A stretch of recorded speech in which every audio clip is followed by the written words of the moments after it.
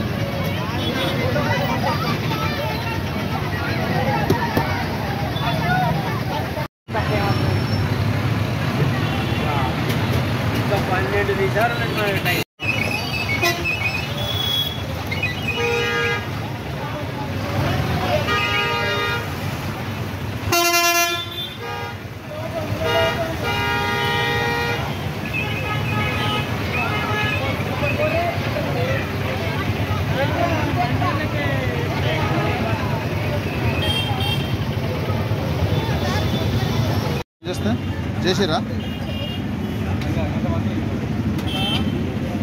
మొత్తం మొత్తుకున్నారా అండి। వేరే దగ్గర ఉన్న వాళ్ళు కూడా ఆటోలు ఉన్న వాళ్ళు కూడా వెళ్తలేరు। మాకు ఒకటే బస్సు ఉంటుంది అటు ఆలూరు సైడ్ ఒకటే ఉంటది బస్సు। సందర్భంలో కూడా ఒక 2 బస్సులు వస్తే బాగుంటుంది కదా। ఇది రూరల్ విలేజ్ కాబట్టి ఇక్కడికి బస్ ఫెసిలిటీ ఒకటే ఉంది కాబట్టి ఈ సందర్భంలో ఇంకొకటి వేస్తే బాగుంటుంది। ఎందుకంటే బాగా ఇబ్బంది పడుతుంది పిల్లలు హాస్టల్ నుండి బస్సులో ఎంతమంది ఉన్నారు? దాదాపు 200 వరకు ఉండొచ్చు।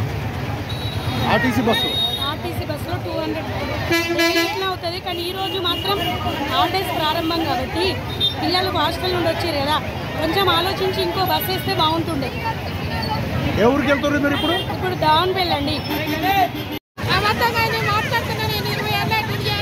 ఇంత జనాలు ఆగం కాలే, నేను ఎందుకు కట్టిండు బస్సు కిరాయి పెట్టేది ఉండే, అంత జనాలను ఇలువ లేకుండా వేసిండు ఆడోళ్ళను। ఎటు పోతుర్రమ్మా? అది దావనపల్లి అయ్యా। ఎటు నుంచి? జైతా నుంచి దావనపల్లి పోతురా?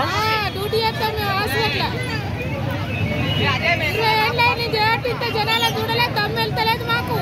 2 బస్సులు అయితే ఏమవుతుంది? దావనపల్లి తాట్ల ధర్మేశ్వర రంగపడ నవనూరుకు ఒక్క బస్సు, డ్రైవర్ కూడా దమ్ము వెళ్తలేదు, డ్రైవర్ కండక్టర్ కూడా వెళ్తలేదు।